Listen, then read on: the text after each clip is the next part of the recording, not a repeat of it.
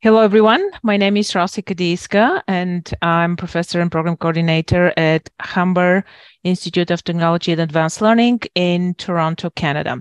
So I would like to present here on behalf of, I'm presenting on behalf of my partner as well, Vladimira Štefek, which is listed in the conference, but she's not able to be here today.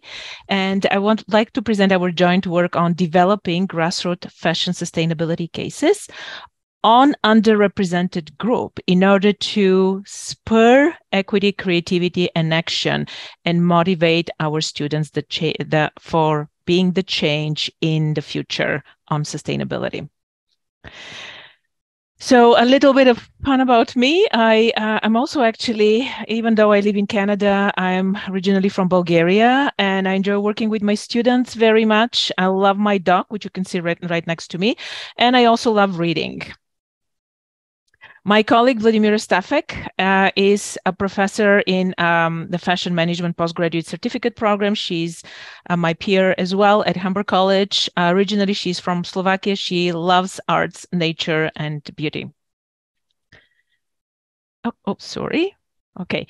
So I just wanted to start with a little video here. My name is Vladimira Štefek, and welcome to our research work. In 2019, Vladimira and I were working on our sustainable fashion course, Cases in Fashion Innovation and Sustainability.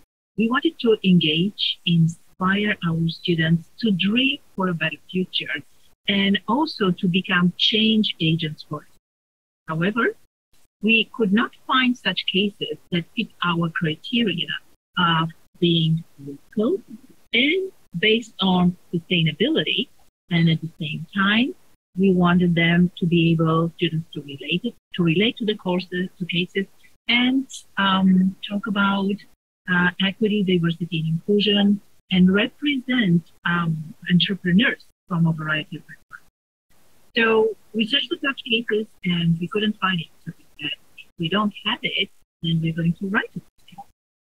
All of our cases are deeply rooted in equality and sustainability. They are wrapped in systems design thinking framework, and they also use United Nations Sustainable Development Goals.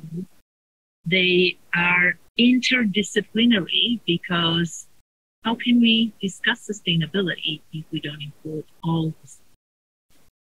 Cases are without boundaries. They are international, and they use technology in order to benefit our students and benefit staff. So we developed cases from the BIPOC community. We also talked about sustainable denim, one of our cases for sustainable denim. We talked about, and we wrote a case of Indian-Canadian fusion entrepreneur. And we also developed a case.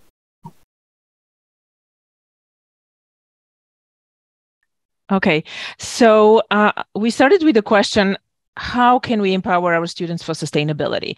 So as the video said, we were motivated by the lack of cases in local community, by bringing the local heroes. We wanted to bring the local heroes of sustainability into the classroom from underrepresented groups. And we wanted to empower our students and show them what could be done. What are our students, former alumni, the students that we know and that are already in the industry have shown and done. So we wanted to inspire the students to be the change they want to see. So inspire with locality, fashion sustainability, business cases. And we wanted to achieve transformational learning in the classroom when we teach through the lens of system design thinking. So using these cases and teaching them, writing these cases and teaching them in the classroom through a systems design lens thinking. So pedagogical a framework that we use that we actually found in the literature was the Teaching for Sustainability framework of Michelle, 2022. So she argued that teaching for sustainability cannot be done It's actually at the intersection of a content knowledge circle and pedagogical knowledge circle. And we knew that there were a lot of cases that were talking about content, but since we wanted to make these changes to change and inspire the students for the future, we said we have to really make changes in our pedagogical approach. And that's why we contextualized our cases in our community. So the people that we chose to write the case about are from the community, are from our school, all but one, and are actually doing their businesses as we speak now, are based and contextualized in current events. We wanted to empower through those case studies, put students in the group and study, debate, be mindful when they and teach for sustainability, as we said, through a system design lens. So our focus was really a student-centered learning based on system design thinking. So we changed a little bit. We adapted the framework to suit our goals. We used it. One of our first case was that we wrote happened during the COVID time. So there was an unexpected move from a physical to online, and the rest of the cases moved to online, collaborative online learning. As we said, all the cases are coming from the perspectives of equity, diversity, and inclusion, and are written with underrepresented group in mind. Therefore, we have, as I said, cases from a variety of backgrounds, interdisciplinary learning, United Nations Sustainable Development Goals, and the issues that we dealt with and a local aspect are issues that could be spread and encountered in a different way internationally as well. So we adopted the concept internationalization at home. So what is the case study methodology? How we found our case study subjects? As I mentioned, one of our criteria was to be local. Our second one, we found them through our networks. We wanted them to be our alumni. So our former students from the program, former students from the Faculty of Business, or former students from the college that were entrepreneurs and working on sustainable fashion. We were looking for equity, diversity, and inclusion, as we said, and 5 out of the 6 cases that we created were sustainable of the sustainable business owners were actually graduates of the college. So we did qualitative interviews of the owners, and one of the conditions as well for writing the cases and getting the owners to participate was that the case, once written, will be taught the next term in the classroom, and the owners had to come and participate in the case process and facilitate, not facilitate, but help and be present with the students. So those are the cases that we developed. We started with, on the right, with a Black entrepreneur, startup streetwear, Stuart Hill, and his business was at Cloud. Then we continued. Our second case was with a Humber alumni on sustainable denim brand, Simply Suzette. Our third case that we wrote was, again, from a student, an alumna from the program, Sana Sapra, and her brand Folklore, on sustainable fusion, Indian fusion Canadian wear. So Sana was using the waste of textile recycling in order to design collections and clothing, and her business is doing quite well right now. Our further cases we wrote, the fourth case was Furniture for a Better Future, again, Humber alumni, and it was found by Worth. It's called Worth, the company, founded by brother and sister, Joey and Rachel Benita. So Rachel was our alumni again, and the brand has flagship locations and stores in Toronto. We recently this summer developed 2 more cases about an indigenous jewelry brand, Asinewe Jewelry, again from one of our students and one alumna of Humber, 2 sisters. And we developed also another case on a company Zebu. Again, Sina, the owner is a Canadian immigrant, Iranian immigrant in Canada. And he wanted to form a company in Canada and wanted to write about the roadblocks for manufacturing in Canada. So bringing back actually manufacturing locally.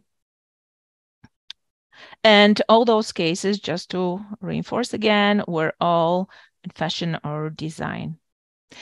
So what are the results? Over the last 3 years, we wrote 6 local cases using equity, diversity, and inclusion, focused on fashion and sustainability, and we taught those through the system design thinking length into the classroom.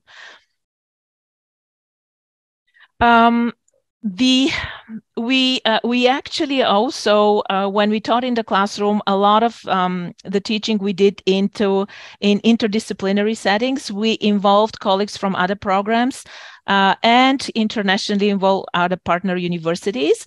So 3 of the cases we taught with Seneca University in Brazil and Nottingham Trent University in Canada. We involved students not only from the fashion management, but also from fashion design, arts management, and public relations as well, and from design, and also just from pure design, interior design programs. So some testimonials of the students. Being in an unfamiliar learning experience, working with people from different countries was the best experience. Again, it's very interesting. Our students love to work with interdisciplinary groups and the interdisciplinary aspect that the cases brought. We also had some comments from our peers, our professor from the arts management students. She brought 3 students from arts management, and the students just thrived on it. They loved the interdisciplinarity and the sustainability aspect of the cases. Another testimonial from our partner, again, in Seneca University in Brazil, and her students. It was a project that sparked a lot of hope within me, something that today is very difficult to happen. I think maybe the rest of the people felt that too, and that's a student from Seneca University in Brazil. So we just have a short video that we made on our case for sustainable denim that we taught during COVID times. It was the first year of COVID, but it was a very inspiring experience. So I'm just going to put that too.